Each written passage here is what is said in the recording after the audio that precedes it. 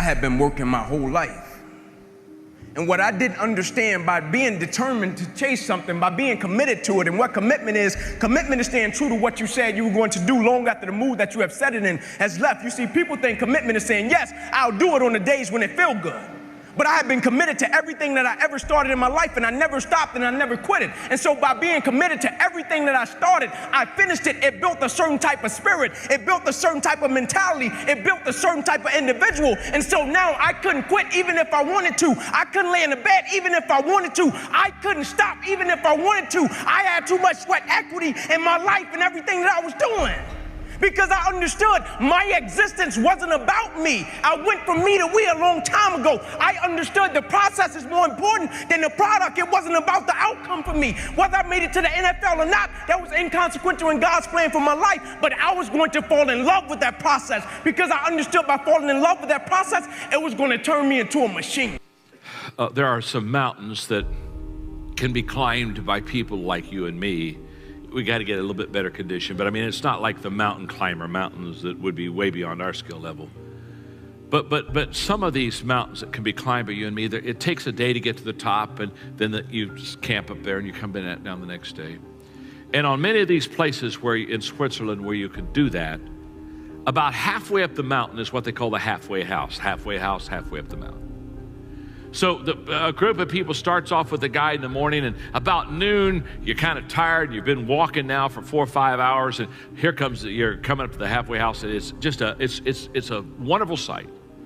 Because as soon as you enter in the halfway house, you can smell the food, and they're getting ready for a good lunch, and you sit down, there's a fire in the fireplace, and there's nice soft chairs, and you can just rest your body and refresh your body. And so the people go into the halfway house, and they eat and laugh and enjoy and just really just kind of take in that wonderful, refreshing atmosphere. About an hour and a half after being in the halfway house, the guide gets up and says, well, gang, it's time to put on your gear. We got to hike. We got to get on up to the top. This is a fact. About half the people decide not to go on up to the top. They're sitting around the table and they're just saying, you know what, go on up. You're going to be coming by here tomorrow. You're going to be having lunch here again tomorrow. We're just going to hang here.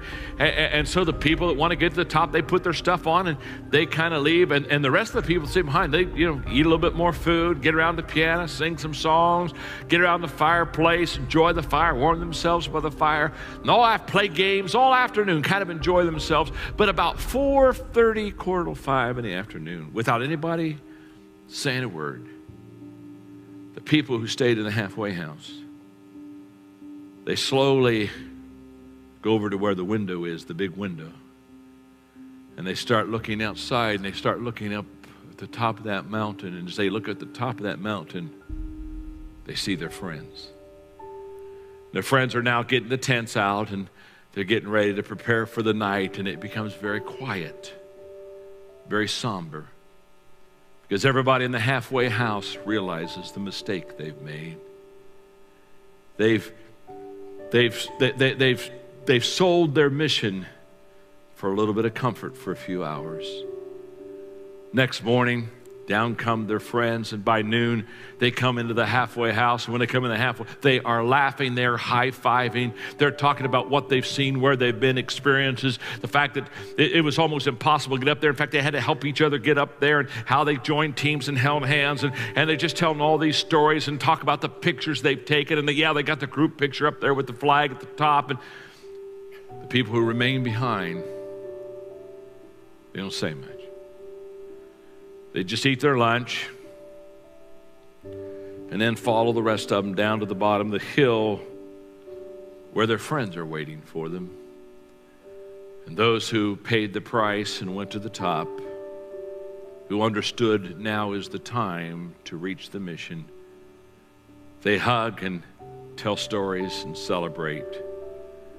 And the others, they just kind of slip off and get in their car and go home because they realize they're never going to be what they wanted to be. They're never going to see what they wanted to see. They're never going to do what they wanted to do because they failed to realize when they're at the halfway house, now's the time to rest, and they go on. You can spend your whole life imagining ghosts, worrying about the pathway to the future, but all there will ever be is what's happening here, and the decisions we make in this moment, which are based in either love or fear. So many of us choose our path out of fear disguised as practicality. What we really want seems impossibly out of reach and ridiculous to expect, so we never dare to ask the universe for it. I'm saying I'm the proof that you can ask the universe for it. Please.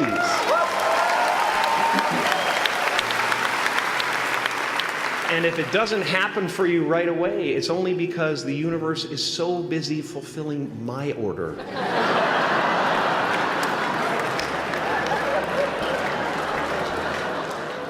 My father could have been a great comedian, but he didn't believe that that was possible for him. And so he made a conservative choice. Instead, he got a safe job as an accountant. And when I was 12 years old, he was let go from that safe job. And our family had to do whatever we could to survive. I learned many great lessons from my father, not the least of which was that you can fail at what you don't want. So you might as well take a chance on doing what you love. One of the things that's really interesting about the Old Testament is that, and the Jews in the Old Testament, is that they don't take the path of Cain. Every time they're walloped by God, which is like fairly frequently, they say, we must have done something wrong and we have to set ourselves right. And that's an unbelievably heroic attitude, because that's the alternative to cursing fate. It's like you take the responsibility for failure onto yourself. And you think, well, if I just had my act together a little bit more, if I took advantage of every opportunity that was put in front of me, if I wasn't resentful and bitter, then I could have done something that would have tilted the situation in a different direction. And like, that's almost inevitably true. Dostoevsky, I think, said something like, every man is responsible for everything that happens to him and everything that happens to everyone else. And that's, it's a crazy statement, right? It's a crazy statement. And he was a pretty extreme person in many, many ways. But there's a level at which that's metaphysically true, because what happens is that it's failure to act often that's the most catastrophic. It's to not do the right thing when the situation presents itself, and it's very specific. You're constantly in situations where you could do the right thing if you were willing to take a risk that's actually of relatively moderate size, and you know that you could take the risk, and you know that you should take the risk, and you don't. And that happens to people all the time. And then what happens is the thing that they didn't oppose grows a little bit, and they shrink a little bit, and that starts a loop, hey? Use active imagination is deceptively simple. Often what separates creative from conventional thinkers is that they simply search wider. They use their minds to generate possibilities that others don't think of, and then they work to verify what they came up with. We saw a classic example of this with Pasteur. Another great example is with Henry Ford. Early on in his career, in the earliest years of what would later become the Ford Motor Company, Ford was anxious to speed up the production of cars. He saw the automobile as the ultimate consumer product, but in order for it to become that, he had to greatly increase the production rate in his factory. So he spent a couple days looking at his employees on the factory floor and trying to imagine how he could get them to move faster from car to car. Suddenly one day he imagined something completely different. He imagined the men standing still and the cars coming to them. He didn't know what that really meant, but he decided to try it out, and lo and behold, it increased productivity by such an incredible exponential rate that it could now become the consumer product that he had envisioned. Things like antibodies or assembly lines, they seem so obvious to us now, but they are never obvious in the present, and they involve an incredible leap of what I call active imagination. The difference between regular and active imagination is that the latter is used consciously to reach very, very practical results. It's not imagination for coming up with wild things. It's imagination used for very practical results. Think of active imagination as a kind of creative muscle that you're developing. First, within the loose constraints of what you're working on, you open your mind up you give it complete free rein. You entertain almost every possibility that you could imagine or visualize. You engage in what Charles Darwin calls fool's experiments. This is the fun, play part of serious play. You use notebooks, sketches, diagrams, models, prototypes to help externalize the products of your imagination. Once you have gone through this, you now enter the second serious part of the process. First, you choose one or few of the more promising possibilities that were generated by your imagination, and now you actively work to test, verify, or confirm it. This might entail launching a beta version on the public.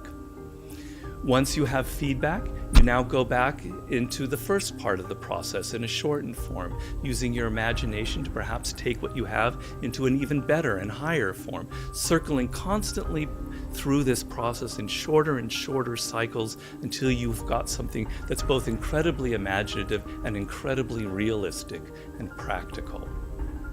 By developing this, by going through this over and over and over again, you will develop your imagination into an incredibly powerful creative muscle. You've lived a life dominated by doubt and fear. How do you step into bravery? Step. That's how you step into bravery. Step. Take the step. Step aggressively towards your fear. And that step towards your fear is the step into bravery. Because we're scared of what we don't know. And there is only one way to learn and to know, and that is to confront that fear. You have to step, you have to go. And this simple action, this simple attitude,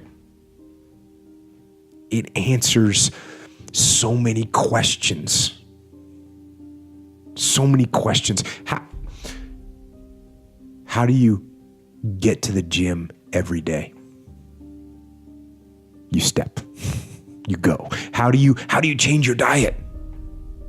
You step. You go. How do you overcome fear of failure or fear of success or fear of fear itself? You step. And how do you face the fear of the unknown? You step. Don't wait anymore. Don't think anymore. Don't plan anymore. Don't contemplate anymore. Don't make any more excuses or justifications. Don't rationalize anything else. No, no, and no. Instead, be aggressive. Take action now. And what is the first action that you need to take? What's the first step you need to take? The first step you need to take is just that. Step. I knew I was wired to be excited about business. How or why, I don't know, but and there's certain guys that have the genetics to jump out of the gym, right? There's certain guys, that, when they golf, they have the muscle memory and the discipline. Dirk Nowitzki may not be the most talented guy in the NBA, but his discipline and his focus to do what's necessary to be successful, he's willing to do, and combine it with being 7 feet tall and being skilled, it makes him an amazing basketball player. So it's understanding what your skill set is, finding the right place to use those skills, and then going for it. You know, will that make you 250 grand? It depends if you pick the right industry. But whatever industry you pick, if you outwork everybody, if you try to be a little smarter than everybody, if you try to be a better salesperson than everybody, if you try to be better prepared than everybody, you've got your best chance. Because if you don't do it and somebody else does, you know, I have the saying, work like someone's trying to take it all away from you. You know, I actually work like someone's spending 24 hours, working 24 hours to take it all away from you. And that's kind of the way I look at it.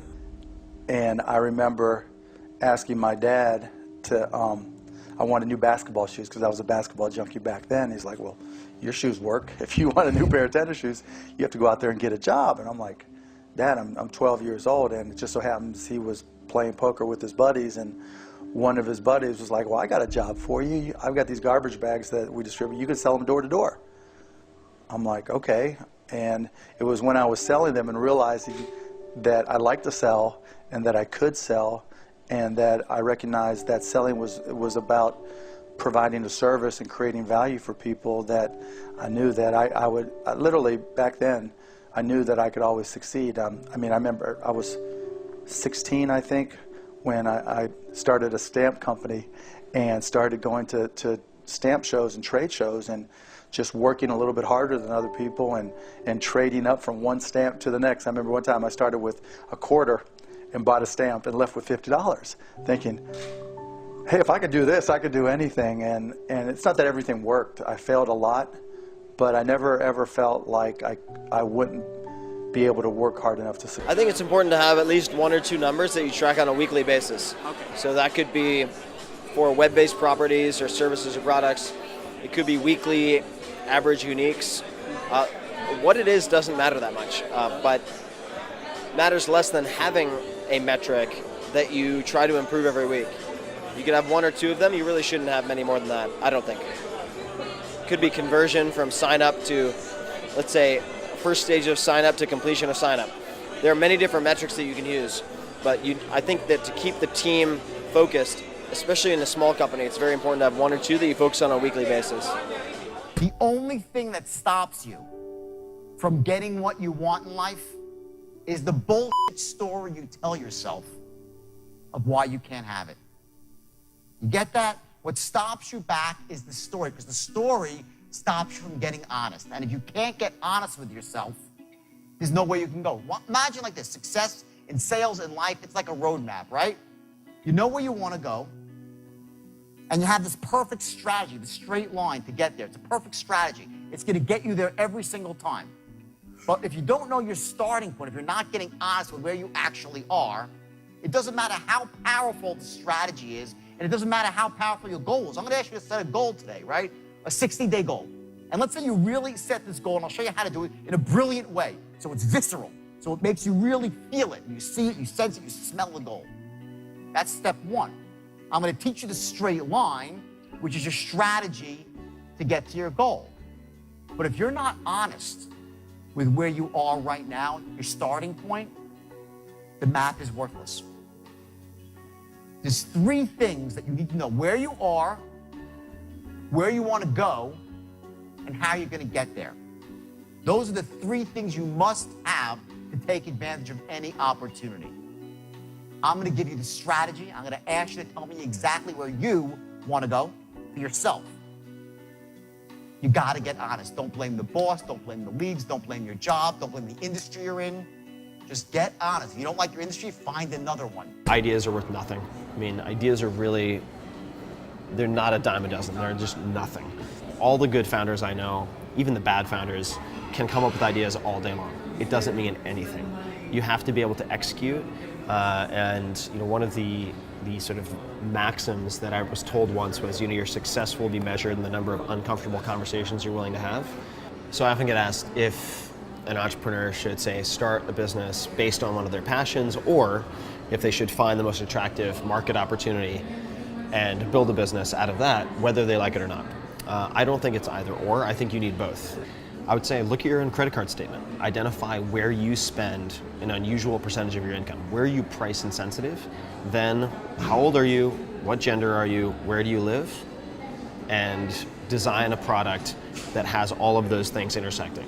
Someone asked me once what they, or many times I think, what I thought it meant to be an artist. And I said, what I think an artist needs essentially more than discipline or even talent is a perspective. So if you are always changing what you do based on what other people say, you completely lose yourself and you become just, something that's constantly affected by what's around you, as opposed to stable and your own and like autonomous in your identity. There's deep neural networks for dummies, right? If you go in, there's a something for dummies in every room of my house,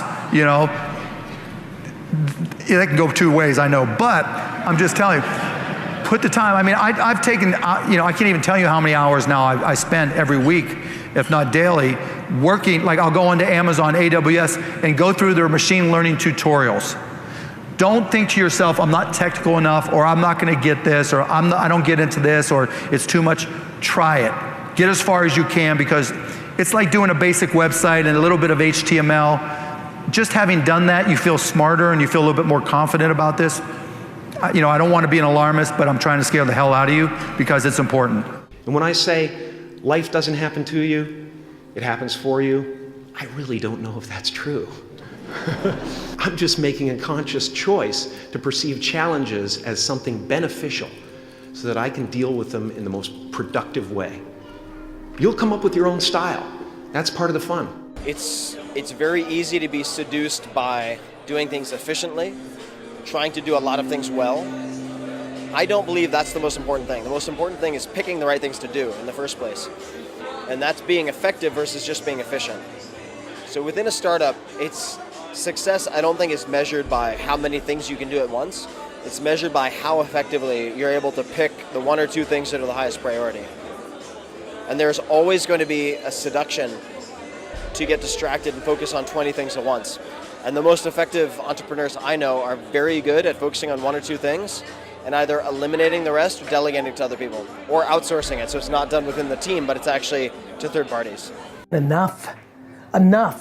Like living by somebody else's rules is a humongous mistake. I've just literally sat down with 5 people under the age of 27 and it's so refreshing.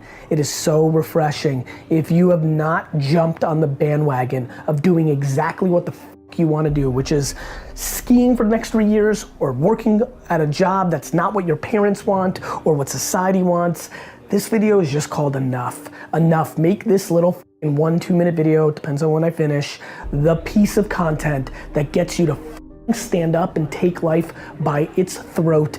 Do something. Stop being scared. Stop letting the way you were raised, the fear as an offense, take that away. Let me be the person. I'll take the blame. I loved that some of my employees are like, my parents don't love what you're saying. Good parents, because if you are playing defense and if you are living a life where your kids' lives are the way you're being fulfilled, you're a loser, parents. And so enough parents imposing their way. You want your kids to be happy on your terms. Enough the kid that's sitting right now at a desk and saw this in a feed and you hate your job, enough. Stand up, get the out of here and do you. Live your life. You got one life.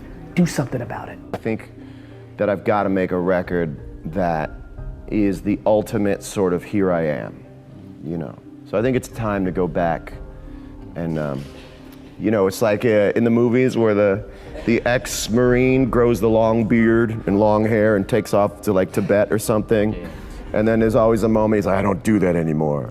And then he shows up at the Pentagon and he's totally clean shaven. He's like, where do we start? I may be shaving the beard soon. Yeah. I'm getting kind of this place in my life where if you can, man, just do it. Yeah. I had this moment where in my youth, I was really frenetic and everything was like blah, blah, blah, blah, blah. And then I hit this mode where it was like less is more. And now as I get into my later 30s, I'm like, if you can do it all the time, You do it all the time as long as you can do it. Just shred. Show people what you can do, So it's just sort of this arc also of how fancy you think you are and find yourself to be. I tend to be incredibly modest in terms of describing your talents, and you always seem to belittle your abilities to a certain extent, when clearly there's a reason why everything you do has been working out. I was reading about how you said that to a certain extent that comes from your punk rock roots. Yep, there's no other choice. In those days, there was no idea of this makes money. There's no idea of like, this is my future. It was like a week at a time. We have 5 shows. We're gonna get to Sunday. Whew. And even those days were like fraught with turbulence. And so I never really saw a future. None of us did. And some of us, didn't make it. Some of them are dead, and some of them are just kind of trying to recreate their past. And so I realized that I have to be very hardworking because I don't have kind of the ease of talent. And I come from that. And I think in a lot of ways it served me very well, in that I am as kind of hardworking as I've ever been, completely without confidence. I have none. I don't want any, because I think you turn your back on the thing, and that's when you get gored, is when you think, I got this. I never think I got this. I think, oh man, don't screw this up. And I go at everything, like including you and I sitting here right now. I'm trying to be fully engaged. And that intensity, I think, has served me quite well, but it comes from punk rock, absolutely. Last boss I ever had was my boss at Haagen-Dazs, my ice cream job.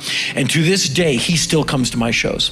And whenever I see Steve, who got me my first apartment, I was living in my car, he believed in me. Whenever I see him, I get all weepy. I always tell him, it's good to see you, sir. Henry, you can call me Steve. I can't do that, sir. Because he trusted me with his money. And I said, let me run your store. I know how to do this. I can do this. He's like, well, if you screw up, you're out of here. I said, I won't screw up. And I ended up I ran his store. And so, but it was anger that said, I'll be here all damn week. I'll get this whole thing right. I fired his staff and rehired a bunch of people who can really work. And it was out of anger. Like, I'll be back in 4 hours to run this $3.75 an hour job into the ground. And then I joined Black Flag, and I thought I was a hardworking person. Then you meet the guys in Black Flag who are so driven. You see Greg Ginn work 23-hour days. Like, Greg, you're still on the phone. I know.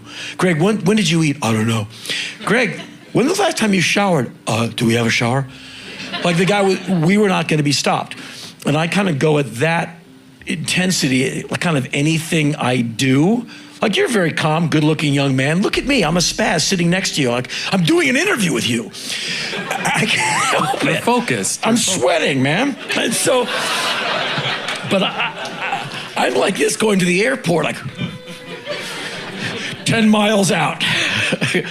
And so, it's anger that has informed kind of my life, and unflatteringly, a sense of vengeance. Every damn person who said I wouldn't be anything, I'm crushing them every day.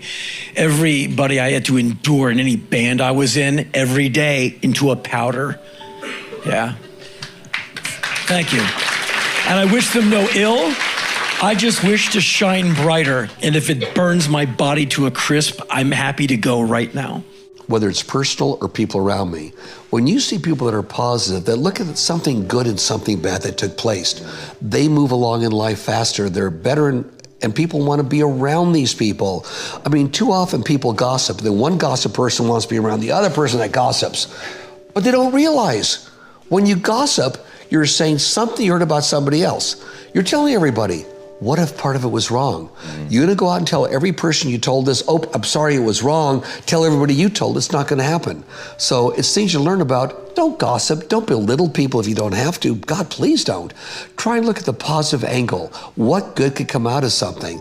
And that positiveness is gonna make you live longer, happier, and wake up in the morning happy, not, oh my God, I gotta go to work, I can't wait till I get home, I wanna retire, because people were not positive, they were not happy. And what happens when they retire? They hate their job, they retire, 3 or 4 years later they're dead because they have nothing to do. That positive attitude, be around positive people, encourage positiveness. If you find yourself walking around just complaining all the time around people that complain a lot, man, move or just try and do something different, change your life. Being positive and a positive attitude is find something positive and something bad. Makes you look for solutions. When I was down and out, okay, oh, pop bottles, let's get the pop bottles, cash them in. ESPN called me. They did a story on me this past summer, but they called me one day, and I picked up the phone. They said, "Is this Inky Johnson?" I said, "Last time I checked, I'm Inky Johnson." They said, "Is this the same guy that said if you could change what happened to you, you wouldn't?" I said, "Absolutely." They said, "It's our understanding the game of football meant the world to you." I said, "At one point, it did." They said, "It's our understanding that your family was banking on you making it to the NFL so they can have a better way of life." I said, "Yep, that's correct." They said, "We're coming to see you." I said, "All right, cool, come on." They said, "But we don't want to see you in Atlanta. We want to see you in Neyland Stadium on the exact yard line where your life changes. The same time of day. The only thing that won't be present is Air Force's team." I said, "All right, cool." And so they take me to Neyland Stadium, they put me on the exact yard line where my life changed. They said, "Now tell your younger self why you wouldn't stop your injury if you could. If you could be in the NFL right now making millions of dollars, tell your younger self why you wouldn't change that situation if you could." And I say the reason I wouldn't change it, believe it or not, it has nothing to do with me. Like on a personal level, he thought I was going to say, because of the man that I've become, the perspective that I've acquired, my faith has been fortified. He thought I was going to say something like that. I said, no, it has nothing to do with me. It has everything to do with the lives that have been affected by the result of the process and the thing that I represent in the world. What my spirit represents when somebody see me, they think perseverance. What my spirit represents when somebody see me, they think don't quit. What my spirit represents when somebody see me, they think that's a quality individual right there. What my character represents in the world. And every single day we're putting something out like that represents something. When people see that, they think it's a thought that comes to the mind. When he said gold standard, he gave me that, I felt a certain type of way. When he gave me the gold standard, I felt a certain type, I felt different. Gold standard, I felt like that went with me. Because I think in what I do, the line of business I'm in, I'm the gold standard. Because I don't compromise. And every single day, I'm going to give you my very best. You can bet your bottom dollar. Every single day, I'm going to bring that gold standard to life.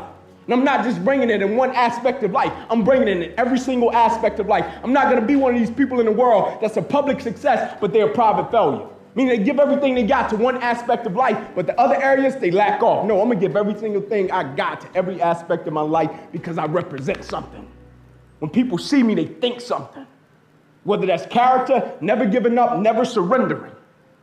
And the thing that we can never do is forget what we represent.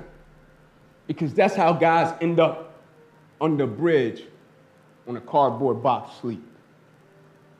They forget what they represent when life hits them with adversity.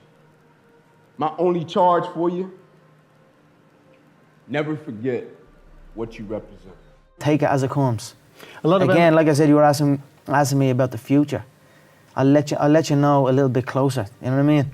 As far all I can see right now is the gold. That's all I can see. You've lived a life dominated by doubt and fear. How do you step into bravery? Step.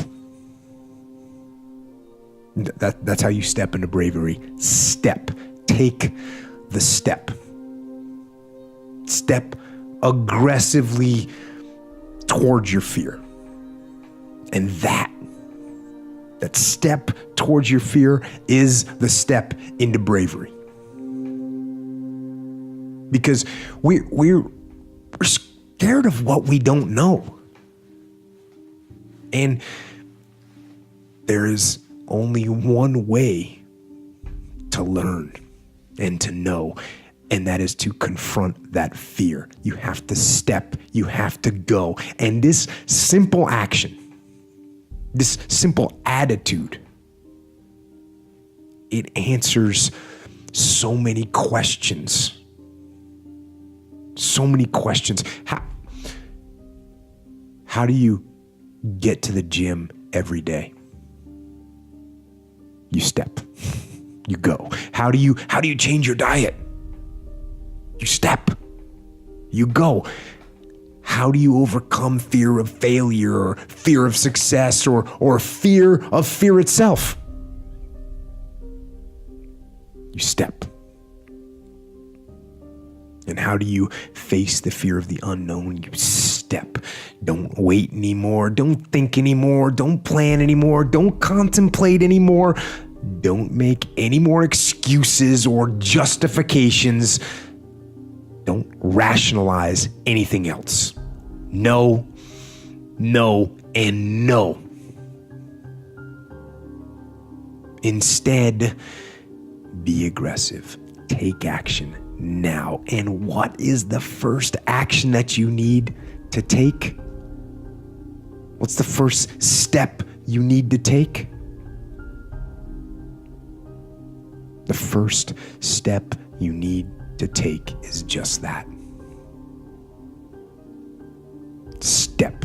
It's a very natural process to begin something, to be very excited, and then as you go down that process to realize, yeah, I actually don't like this, it's not giving me as much energy as I thought it would, it's taking energy away, and therefore I wanna give up and quit that thing. And she said, if you do that once or twice, like, hey, so be it, but if you're doing it every time, if you just love that initial rush, that excitement of something new, but the actual nitty-gritty reality of getting good at it, of doing what Michio Kaku calls having butt power, meaning you sit your butt in the seat and you do the work, if that's really your problem and nothing is interesting enough for you to sit there and do the work, you haven't developed grit yet. And so grit is the ability to persevere, to see things through, to go past the point at which it has stopped being fun and it becomes boring because you believe in your end goal enough, you're excited by what you're trying to accomplish so much that you're willing to fight through all of that difficulty. You're willing to fight through the boredom, you're willing to fight through the unease that arises when you step outside your comfort zone, you're doing things you're not good at and things that are boring. Those are the two things that I find kill most people. They just cannot handle the things that make them go, oh God, like I'm not very good at this and I'm feeling really badly about myself. And they forget that they can get good on a long enough timeline. And then two, inevitably, in any pursuit of greatness, in any endeavor where you're trying to gain mastery, you're gonna get bored because practice is repetition. It's doing something over and over and over and over to really train yourself to get to the point where you're truly exceptional. And there's just so much boredom inherent in that process. So building in the resilience to see all that stuff through is the key part of grit. Everyone in this room knows how to create. You're not a manager of your life, you're a creator of your life or you wouldn't be in this room. How do you create your life? You get hungry for something, don't you? Who has done something in your life that once seemed difficult or impossible and now it's part of your life? Who's got something in your life in this area? Say I. How did you do it? You created it 3 ways. Number 1, you decided there's something you wanted so bad that you unleashed all your desire. You became obsessed with it. If it was a business or a car or a relationship or a transformation in your body, if there's something you once envisioned and now it's real, it's because you didn't just envision it, you brought so much emotion to it that now it's in your life. It was once a dream, it was once a goal, and now it's in your life. How many have something like that in your life now? Say I. You may take it for granted now, hopefully not, but it was once just a vision. It may have seemed impossible at one time. So how did you do it? You started with a concrete vision of what you wanted and you focused on it continuously, didn't you? Wherever focus goes, energy flows. You envisioned something, you got clear about it, and then you started thinking about all the reasons why you wanted it. You got excited about it. Said, this is what's next for me now. I want this. You may have dreamed about it, thought about it, talked about it. But when you focus on something continuously, something magical happens. You get insights, don't you? You overhear a conversation and you hear something you wouldn't have heard if you didn't have that outcome or goal that you wanted so badly. Who's ever come up with something, obsessed about it, didn't even know how to do it, and it just happened and it came together? Who's had that experience? Say I. So why don't we tap into that power now for your business and life? So that means taking things, using things in your life that are scars, using those moments as a weapon, right? Using those as, using basketball as kind of like a vehicle through which to express yourself, right? So at that moment, for us to face the Celtics again, it's not about the Celtics. It's not about your opponent, it's about you. It's about you taking your inner struggles and channeling that through the game, right? As a way to unleash. Right? So now it became a matter of how do I express that to them? How do I get them to that point where they figure this out for themselves? Because I can't say, hey, listen, I need you to play harder. So what'd you do? Well, I had to share my story. I had to open up to them and let them know I've dealt with things. This is the things that I use. This is how I go about focus. This is how I deal with adversity. This is how I deal with, arguing with my wife the day of a game and showing up to the game and still having that focus to be able to play. Like I used those things to open up with them, and then in turn they were able to take those stories and make them their own. I've been making music now with, like Tony Bennett for a couple of years, and Elton John is, one of my closest friends, and his husband David. And they just have showed me that, like, I'm a baby in my artistry, and I just have to keep making music and keep going. And so my focus really for this album is showing that to young girls and to boys that want to make music, that you don't have to get lucky on the internet. It's not a social media game. You don't have to find the hot producer and get the hot track, to be a star. You can just learn how to play an instrument and sit in your room and practice and write songs and poetry, and then you can go around the corner to the bar and meet other artists that do the same thing that you do, and you can hang out and talk about music and write songs, and then you can play at the spot around the corner and gain one fan, and then do it over and over and over again until you're discovered. You need to know what your unique strengths are and be willing to delegate. So I would say that the question of whether you should take a skill, learn it yourself, delegate it to someone else, or hire a new team member are determined by having a very accurate self-assessment and assessment of your team's skills. Not only what you can do, but what you should be doing. That's very important. So if you're a startup CEO or founder and you have a team of, say, 2 to 10 people, as soon as you have funds to hire, you should not be focused on the things that you are bad at. Sounds very, very intuitive, but it's not, because you might have enough time to do those things, but the question is, do you have the attention to dedicate to those things so they're not an interruption? Especially if you're a venture-backed startup and you're competing against other companies that also have a lot of funding, the game and the race goes to the swift, so you have to have a lot of velocity.